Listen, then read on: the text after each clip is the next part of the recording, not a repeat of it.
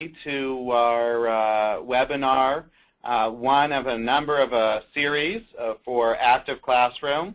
And today the topic is the partnership with Colonial Williamsburg and some of the wonderful content that's been made available. My name is Aaron Willis. Good to see all of you. I recognize a lot of familiar names on the webinar list there. We have with us a special guest today, Dr. Lisa Huball from the Colonial Williamsburg Foundation.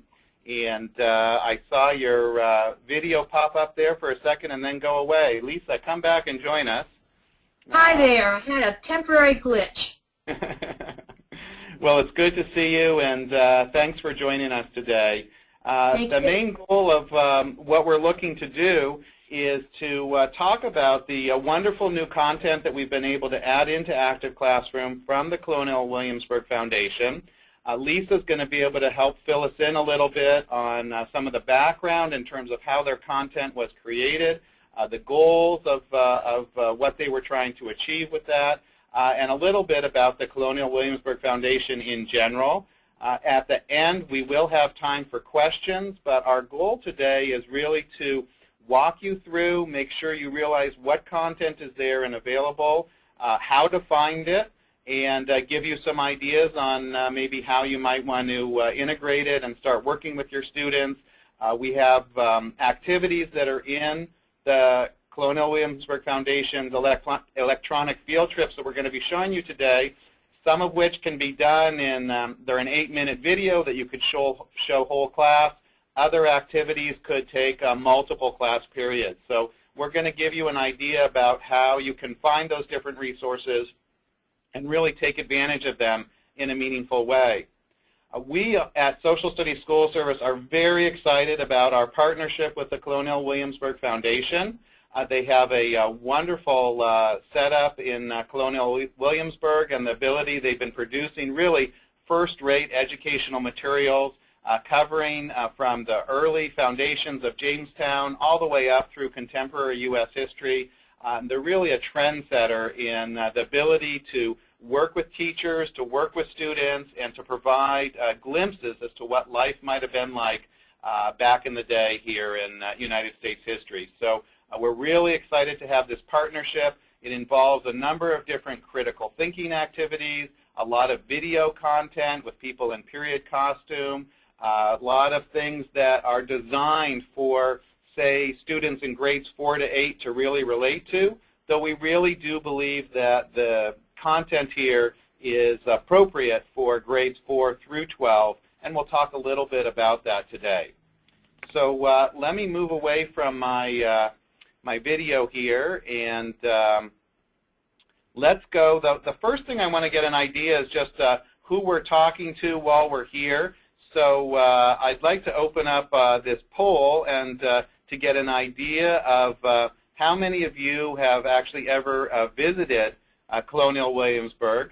So that poll should be appearing on your screen now, and go ahead and vote. And when we get a few more votes in, I'm going to close it out, and we'll take a look. And this will give us an idea, a little bit about the background of where you might be coming from. Okay, so this is, have you ever visited Colonial Williamsburg? And I'm going to close that poll now and share it with you.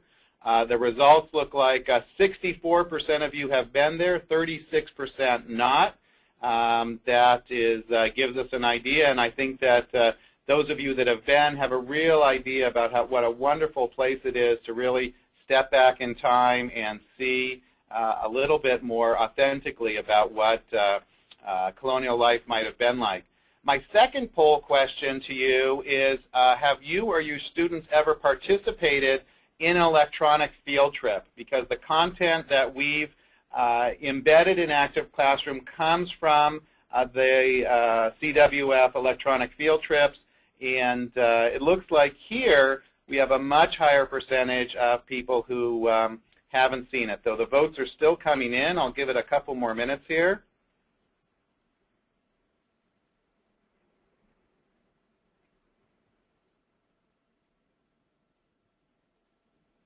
Okay, keep on voting. We're almost all there.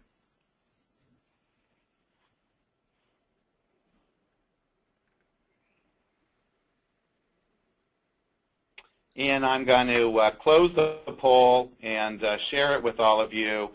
Here we see that 38% have taken part or with their students with an electronic field trip, 62% no. So we're going to be covering some ground here. I'm glad to see that there is some basic familiarity with Colonial Williamsburg and what they've been up to. And so now let's dig in and let me take you on a tour in terms of the first things first.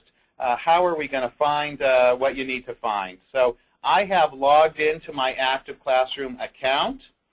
And in order to find activities, I'm going to go to Content, Find Activities.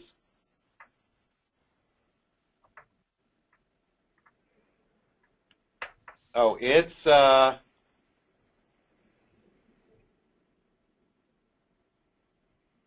Lisa, can you see my screen? I'm still on the quick poll screen, Aaron. Okay, I'm worried about that too. Hang on.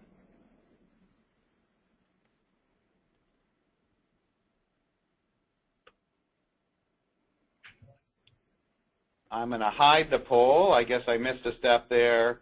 And now you should be able to see my screen. Is that true? Yes. Okay.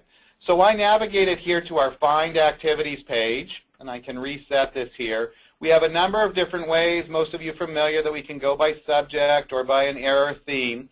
One of the other things that you can do in Active Classroom, and this is really nice to know when you want to find a particular series or there's something that you know, here is we can come down and we can go directly to the Colonial Williamsburg electronic field trips. I hit search, and it now brings up all of those activities in our database. And so there's 14 of them here that have embedded in Active Classroom. As I mentioned, they go from simple to complex, but we claim that you can do, a week or two worth of work with any one of these.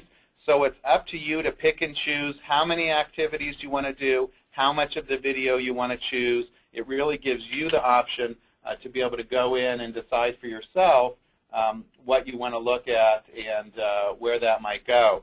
Now, once you go into any one of these, you might click on, as is normal, the view here. That'll open it up in another window, and then you'll be in, ready to look at, and here I brought up one on the Bill of Rights. So I'm going to turn it over to Dr. Huval in a moment. I just really want to emphasize a few driving sort of pedagogical points behind both Active Classroom and what we've done with Colonial Williamsburg. These activities are meant and designed to facilitate differentiation. You've got videos for visual learners. You've got activities that will get kids kinesthetically up and moving around the room. You have other types of activities that will have them doing research. Most of the activities are inquiry-based, where students have to solve a problem, and they're going to need to use critical thinking in order to solve that problem.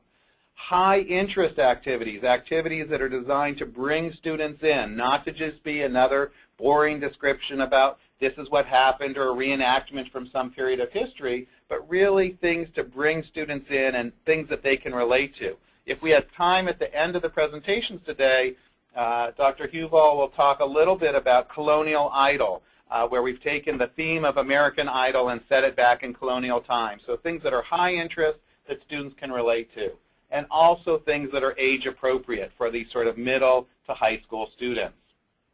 So that is the big framework for what we're doing here. At this point, I'm going to turn it over to Dr. Huval and let her take us a little bit more in depth in one particular of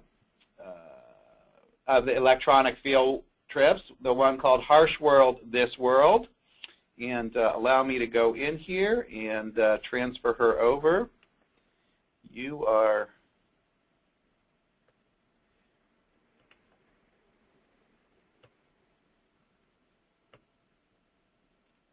Okay, you are the presenter now. Take it away. All right, that's great. Aaron, it's a pleasure to join you in active classroom on behalf of Colonial Williamsburg and all the historians and educators and production staff who make our programming possible. As the world's largest history living museum, the Colonial Williamsburg Foundation is nationally recognized for history and social studies education. We also work in teacher professional development at all levels, and so we know that classroom resources need to be interactive, engaging, and standards-based, like our electronic field trips. These virtual field trips are now in their 20th year, and they're seen in public television stations nationwide, and we think the audience is somewhere between 4 and 6 million. Our educational media team works year-round to produce programming that incorporates best practices in history education with 21st century technology. As Aaron pointed out, in Active Classroom, our materials cover a wide range of eras and topics in American history, from European colonization to the Bill of Rights, the Civil War, and modern research methods. So now what we're going to do is explore how versatile these materials are across grade and skill levels in a teacher's tour of Harsh World, This World. Like our other programs in Active Classroom, the materials can be linked by theme as complete lesson sets or by types of asset. You can customize resources to fit your curriculum. For example, you can combine video segments, timelines, or web activities from lesson sets that focus on African American history or the founding of our nation. So we're going to look at one program as a unit. With Harsh World, This World, teachers and students explore the complex institution of slavery in colonial America. Thomas Jefferson and his lifelong servant Jupiter are portrayed as one of several historical relationships told from the perspectives of slave and master. We're going to see how this program is organized to fit multimodal instructional strategies in text, video, audio, images, and interactivity. You get a sense of that here, looking at the table of contents for the Teacher's Guide. Now, the Teacher's Guide contains historical context, lesson plans, a timeline, and a glossary. The historical background piece provides a well-researched topic overview using primary and secondary sources. For teachers, this means having supplemental information you need at your fingertips without searching the internet. The background piece, you see a page of that here, can also be adapted as a reading assignment at the high school level. So let's look at one more facet of this. This is a key component, the video program. It supports inquiry-based learning and historical analysis while keeping students engaged. In this scene, you're seeing Thomas Jefferson and his servant as they face the crisis of Jupiter's final illness after a lifetime together. Thomas Jefferson has turned away so that Jupiter cannot see his sadness. This pivotal moment is one of many instructional options open to teachers. You could use the video, which is in 3 acts, as a flipped classroom assignment, or you can watch the segments with students in 1 or more class sessions. The choice is yours, and that helps teachers who are challenged these days by time and by testing. Another facet of this is that we are helping you here by providing guiding questions after each act that focus discussion on the major teaching points they contain. So, for example, you see up here a very ill Jupiter talks of the past with his master Thomas Jefferson. That is the scene you just saw. But you have guiding questions here throughout the act that just give you a sense of how to prompt your students to look deeper into the video, which is exactly what you would be doing in a film studies approach. Further, these questions support teachers in addressing controversial issues like slavery because we're providing an appropriate framework that's been developed by educators. The videos, the questions can be adapted to elementary, middle, or high school curricula. Some of the programs in this series, Colonial Idol might be one of them, or Research Rescue Squad, which Aaron may talk about, are targeted to the lower grade levels, and you might learn more about those later. Now, the web activities that we design are for primarily elementary and middle school grade levels. They support both digital literacy and differentiated instruction. The video, the teacher guide, the web activities are interconnected so that major standards are reinforced across all of them. Here, you're seeing a Proverbs comic maker. And what that's intended to do is to support and expand students' understanding of the African American sayings that are quoted throughout the video by letting students design comic strip panels to feature the proverb of their choice. Harsh world, this world, is one of those sayings. And that, again, is the title of the program. Similarly, the friendship or family web activity uses decision-making as a learning tool. Students have the opportunity to test their understanding of 18th century life for enslaved people by progressing through virtual scenarios and experiencing the outcomes for themselves. Activities and the guided questions can work well as student assessments.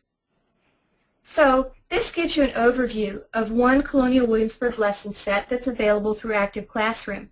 You can also visit our website for a free Teacher Gazette e-newsletter, which you see here, and other resources. So back to you, Aaron. All right. I've got a little button here to change the presenter. Let's see if we can do that. And thank you very much, Lisa. That was lovely and a nice introduction. And we'll go back here, and I wanted to go into a little bit more depth, and then we'll have time at the end for some general questions, either for Dr. Hubel or myself. I've come to another one of the lessons that are in here, this one, Women of the Revolution, and I really like this one because it is unusual, and I think that a lot is missed in terms of some of the other people who've participated and had important roles in the American Revolution. Just to show you some of the things that were illustrated before, the same historical background that you'll find up here in your teacher's guide, and this allows you to download a PDF document here. So let me just make sure that we have a copy of that we can look at. But this entire guide is now here. Here to view. And allows you, so you have a PDF of this guide with all of the teacher's background, all of the activities that we're going to talk about, graphic organizers, are available as a PDF that you can print out and use offline. Additionally, as was mentioned, you can use some of this background information. It's designed principally as background information for you, the instructor, but this is also something for students at the upper middle school, maybe 8th through 12th grade, should be able to handle this reading, and they can get in there as well. Other things that are available to the students is the glossary, a timeline to set the context, and of course the core of what we're going to look at, the real core of these activities and the lessons, are the videos. Most of the videos are between 6 and 10 minutes long, and every one of the electronic field trips has 3 different videos. So you've got anywhere from about 20 to 30 minutes of video content. And it gives you the flexibility. You could just show this video Act 1, and have a discussion about it. It can be done whole class. It can be done assigned to students to do on their own devices outside of class, maybe to come in and have the discussion the next day. It really gives you the flexibility, whether you're in a one-to-one situation or you've only got one computer in your classroom. You've got a lot of flexibility in terms of how you present this to them. Once again, we get real life reenactments. So in this first video, we have Martha Washington bringing comfort to cold and sick soldiers. And then we have, of course, the Emily Geiger story about her carrying secret messages for the Americans. What happens when she's intercepted, and very good dramatizations there. Once again, these guiding questions can be completed by students online in order to assess their the attention that they've paid to the video, or you can work through these questions as guiding questions for a whole class discussion. So you've got some other different, in each of the different segments, you bring in different characters. In this one, Deborah Sampson, who dressed up sneaks out of a field hospital before the doctor can examine her leg, and she dressed up as a man in order to participate in the revolution, and this is revealed slowly in this dramatization. Okay. And then I really like in the third one, we have not only people raising money for the Continental Army, but you have this interesting story about Mary Perth, this African-American woman who fought for the British and helped the British. And, of course, they were promised that they would be given safe haven and be freed from their slavery and move to Nova Scotia. But it's not clear what's going to happen with that, and they go through the trials and tribulations there. So that is a little bit about what's going on there. There are also these activities. Now, the activities at the end are currently Flash-based. So they will work in most browsers, but they will not work on iPads. I apologize for that. We try and avoid Flash whenever possible. But in this case, the activities were really too good to avoid wholesale. We'll look into moving to additional types of activities later on. Now, another one of the electronic field trips that I wanted to bring to your attention was this one called The Will of the People, and it's about the struggle for voting rights over time. Here is the Flash-based activity for this one, and it's really, actually I wanted to go into this one, Why Can't I Vote? And this is great because it starts off with the struggle for people to get the right to vote. Of course, it's greatly expanded from earlier times to the modern day, and the students are able to pick an individual. Here's a white male aged 18 all the way over to a Chinese American woman, and what was their struggle like to get the right to vote. And so they're going to learn about some of the obstacles that they overcame and how they eventually got that in this interactive approach. So we picked Kim as our person, and we realized that, in fact, back in 1776, Asians would not even have the right to vote, and they don't even begin to arrive until about 1790. The program then takes us through each of these different decades and brings us forward in time as we learn about the evolution of both Chinese immigration and ultimately the ability for Chinese to get the right to vote. There's some interactive elements here. So you've got this problem: hard economic times lead labor leaders to blame high unemployment on Chinese. Various state laws discriminate against the Chinese. Do they protest, organize, do nothing, use the legal system? The students are able to get an idea, and in this case, using the legal system was not the best way. Let's see, maybe it's organized support, and they say that's a good choice, and you move on. So this is a really wonderful interactive way for students to realize how difficult it's been, and in this case, they use the court and they move on. And it brings us forward in time up until eventually the Voting Rights Act. Do we protest? Yes, we protest and move on. And eventually, as a Chinese American, we have the right to vote. But it's not until the 1960s. So this is a great way for students to try something where they're taking on a role and they're able to play out what happens there. Now, I just want to conclude, and then we'll open it up for questions. Another activity, we have both historical content, we have high interest like the Colonial Idol, but we also have these activities like Research Rescue Squad, where the students need to plan about to do a research paper, and they're going to learn about the role of the different components. So they go through and they learn about primary sources and secondary sources and how they might be used in this context, and you have this sort of evil person who's trying to steal sources from the world. So high interest and very engaging for the students, and give them the tools that they need in order to understand what goes into a good research paper that's well documented, with footnotes, with references to sources, and does it in a highly visual way that also gives them, if you go into the teacher's guide, you've got activities there. Lisa, correct me if I'm wrong, but I think every teacher's guide has about 3 standalone activities which extend the content from the videos. Does that sound right to you? Yes. Okay, awesome. So there's multiple activities and multiple videos there. Lisa, can you tell us real quick what happens in the Colonial Idol? How is that set up, and when would a teacher use one of those? Oh, I'm happy to do that, Aaron. we try very hard to produce many different types of programs. So in the case of Jamestown Rediscovery, which is another one of the programs in your series, that's a documentary that's based on the archaeology of early Jamestown. You've seen that we do dramatic videos that are based on historical topics. In this case, what we wanted to do was to find a way to feature 18th century music, to begin a part of a series that we have continued to develop of interdisciplinary subject-based programs that could be math, science, any number of things. In this case, we were looking specifically at music. And we decided that one way to go about that was to use something that's relevant and recognizable to students, and that's American Idol.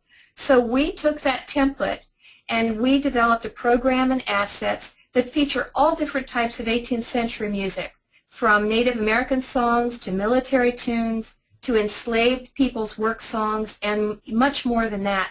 You see these groups actually perform. They speak about what they're doing and why, and then you have a judging panel and a host who are also giving a lot of historical context and background to these types of music. So just as in the TV show American Idol, judges on this program decide who wins the competition. And in this case, it's left open so that your students have the opportunity to have that competition and decide for themselves when you use this program. So in the long run, what is happening is that while having students who are very engaged and having a good time, they're also learning how music can influence individuals, how it can shape public history, and even change history. That's awesome. Okay, well, thank you for that explanation. I think that pretty much covers what we were trying to do here today. We wanted to give you an idea of what, how to find some of these. And remember, I went to the content page to find activities, and I selected Colonial Williamsburg electronic field trips from the series title pull-down menu, ran a search, and then it brought up all 14 titles. When we want to go in and view any one of those, we go in here. And of course, if we wanted to assign that to students, we would select it here, give it a title, and then we can assign it out to students, just like you would do with any other active classroom content. At this point, I'd like to open it up. If anybody has any questions or comments about this, we are open to your ideas.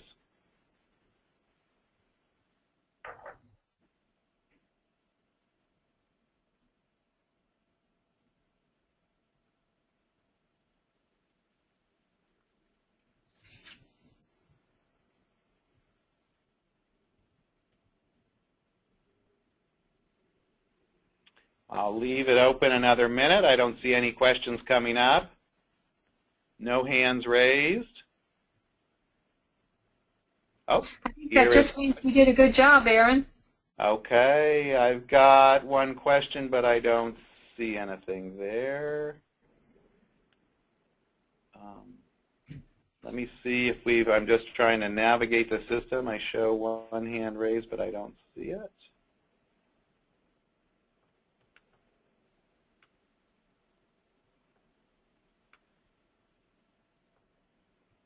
Okay. Well, listen, I'm going to conclude this session then. Of course, you can always follow up with us. I'm available, Aaron at socialstudies.com. Wait, a last-minute question. Can the Colonial Williamsburg materials integrate with the regular Colonial Williamsburg materials? And so I think that is true. I'm not sure, Greg. There is your question again. Lisa, any ideas about that? Can they be integrated with other, can the Colonial Williamsburg materials be integrated with other active classroom materials? Yes, absolutely. Of course, going back over here, that's a great point. We'll go in here, and so now if I had done a search for a different era, and say we had done something on colonial America here, we can search for that, and we can combine the Colonial Williamsburg activity with here's a video on blacks arrive at Jamestown, and let's find another type of activity down here. So, and then here's a image analysis activity. So yes, absolutely, the Colonial Williamsburg activities can be combined like all other products in Active Classroom to create a playlist for students, which includes not only the Colonial Williamsburg content, but also our other resources. And Lisa, you know, one thing you mentioned in passing, you talked about how you can combine different units thematically. What are some of the different units that connect together through some of those themes? Like if I was doing something on slavery, would I just do this harsh world, this world, or are there other ones as well? Well, you could, depending on what you want to do, Aaron, you could go back to Jamestown Rediscovery, to when the first Africans arrived here, and start that progression forward and go into No Master Over Me, which you have in this series. You could look at Harsh World, This World, which again we talked about as the slave-master relationship, and then you can come forward to When Freedom Came, which centers on the Emancipation Proclamation. So that's just one example of the different ways in which you can work thematically within Active Classroom and the Colonial Williamsburg programs. Awesome. Okay, let me go back here. I see another question from Amy. If the flash isn't used in my building, can I still access the other items in the lesson? Great question. The answer is yes, absolutely, and that's why we rolled it out this way. So all the video can be viewed without any flash. The PDFs can be downloaded without flash. All of the activities can be done interactively on Active Classroom. So the only things that are flash-based are those last two activities, we'll call them the interactive activities. But the videos are viewable, the questions are answerable, the teacher's guide is downloadable that includes the additional, as we saw, not only rubrics, but also graphic organizers to help students organize information. So definitely it's a good place to start when you go into any one of these activities to start with the teacher's guide and to download that and take a look, and it'll give you an idea not only of the content that you'll be able to share with your students directly through Active Classroom, but also some of those other resources that you can print out. So that pretty much covers the questions that came up. We really appreciate everybody's participation today. We have recorded today's presentation, and we are going to make it available for others. So if you have colleagues that missed this presentation, we will send out an email as soon as we get it situated and the recording is live. We will send out the information to all of you who registered for this, so you're aware of anything that if you want to follow it up, watch it again, or even refer it to a colleague who you think might be interested. Lisa, I want to really thank you and Colonial Williamsburg for coming out today and helping us to do this presentation. We're really excited about the partnership, and we're really excited about the possibility of Active Classroom teachers around the country and around the world being able to use the Colonial Williamsburg materials. Thank you, Aaron. We feel the same way, and we're glad that all these educational tools are at teachers' disposal. Okay. Awesome. Thanks very much, and keep in touch. And my email is always aaron@socialstudies.com. Any questions, feel free to reach out. We'll see you all online.